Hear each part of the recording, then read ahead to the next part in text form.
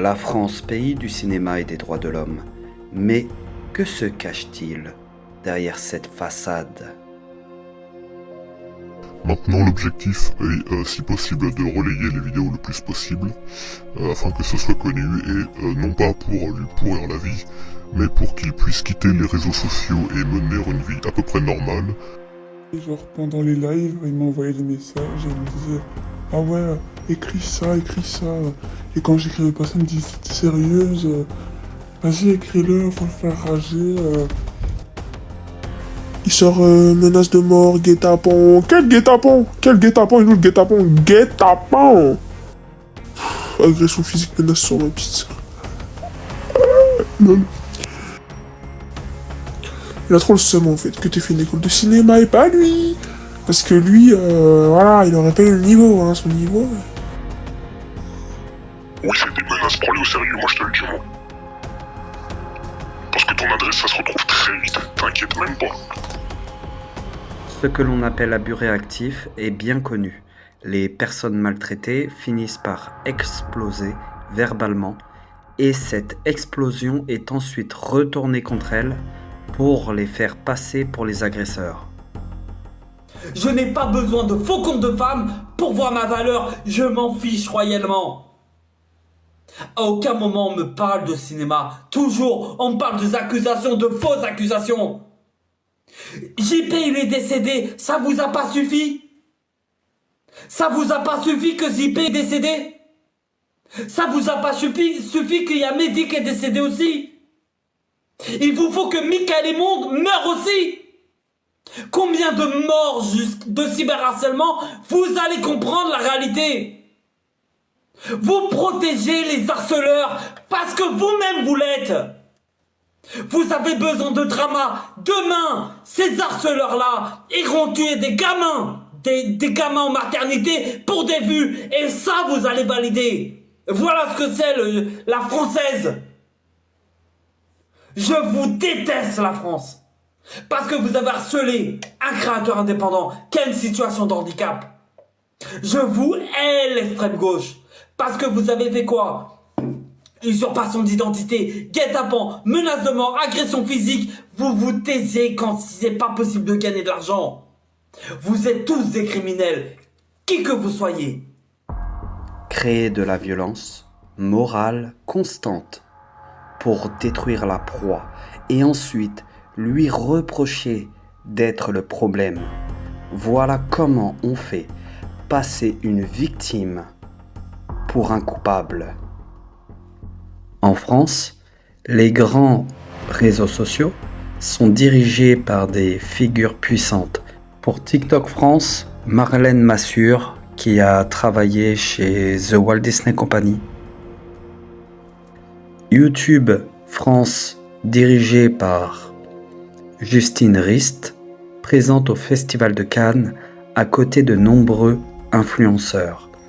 Facebook France, mené par Laurent Soli, ancien directeur adjoint de la campagne présidentielle de Nicolas Sarkozy en 2007, ex-cadre de TF1, devenu aujourd'hui directeur général de la plateforme.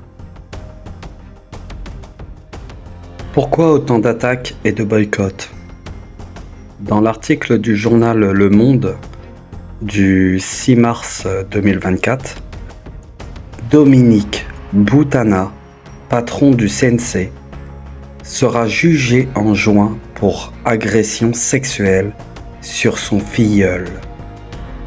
On parlait de MeToo tout à l'heure, donc c'était un séisme au niveau du cinéma américain. Oui.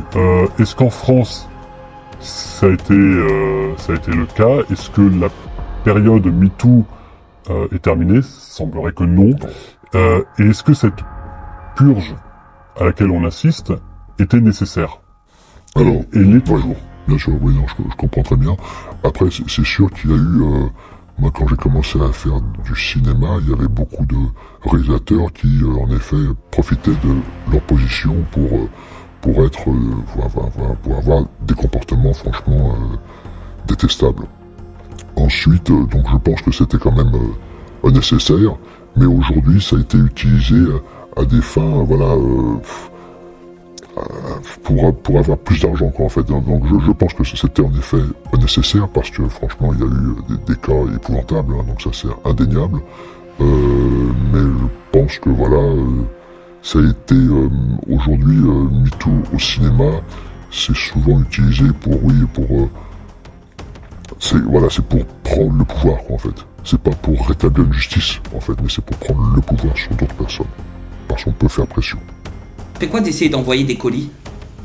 Ça fait quoi d'avoir dit au procureur? Non, ça fait quoi d'avoir dit publiquement que t'as payé le procureur, que tu vas menacer une bombe, déposer une bombe à Rouen si je ferme pas la plateforme? Tu crois que la police elle a pas ces preuves-là? C'est pas ton train d'enregistrer.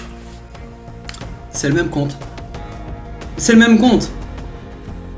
On en parle que ton compte habite à 2009. Le même compte, la même voix. Des commentaires comme « T'es au courant que le CNC te surveille de très près ?» Tant que tu collaboreras pas avec le CNC, tu perceras pas.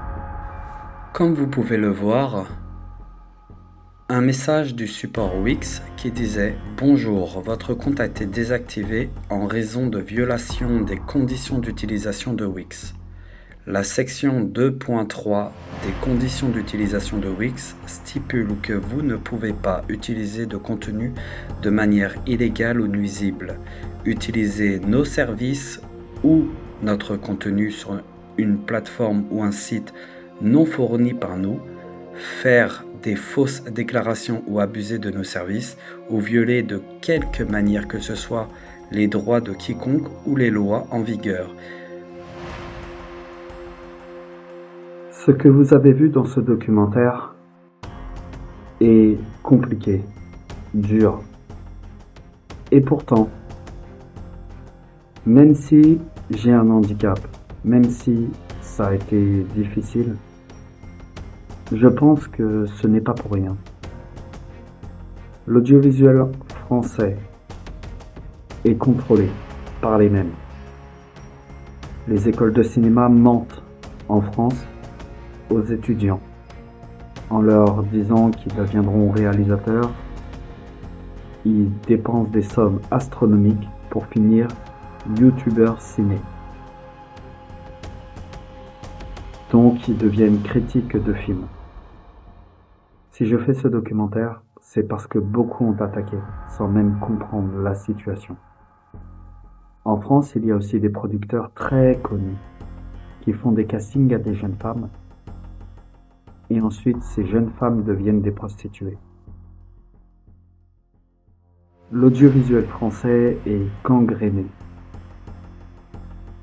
par des personnes sociopathes qui mentent, qui insultent, qui contrôlent l'image sociale, qui participent au cyberharcèlement. Les réseaux sociaux bloquent l'accès à tous ceux qui veulent s'en sortir. Et si j'ai fait ce documentaire, c'est pour pouvoir diffuser cet appel à l'aide à l'extérieur de la France.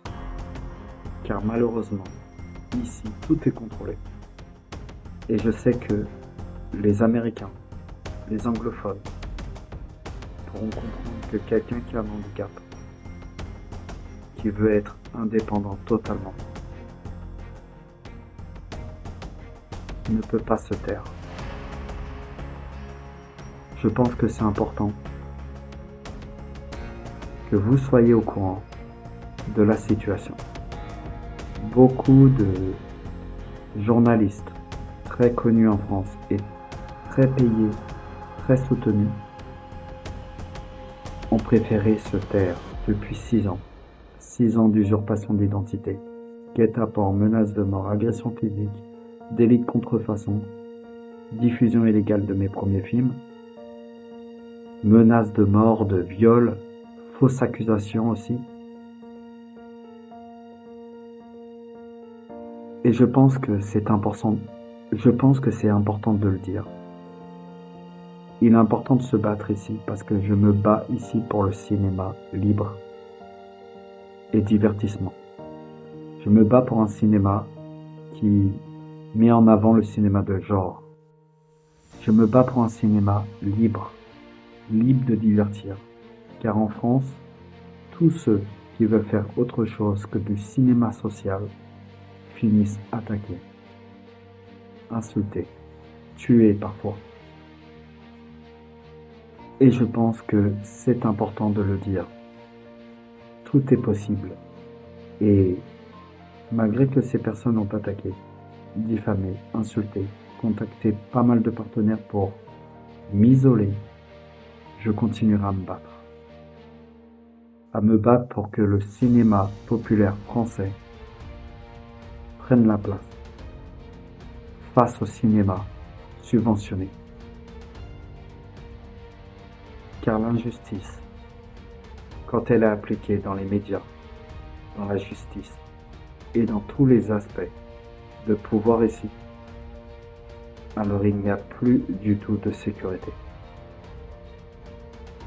Et c'est important de montrer au monde qu'en France, on a le droit au respect, à la dignité, et que beaucoup de créateurs, dont j'en fais partie, disons non à la corruption, à l'humiliation, et qu'on n'a pas le droit de se faire attaquer, diffamer, parce qu'on refuse de se soumettre aux subventions du CNC. En tout cas, pour ma part, je continuerai à me battre pour aller encore plus loin, parce que tout est possible.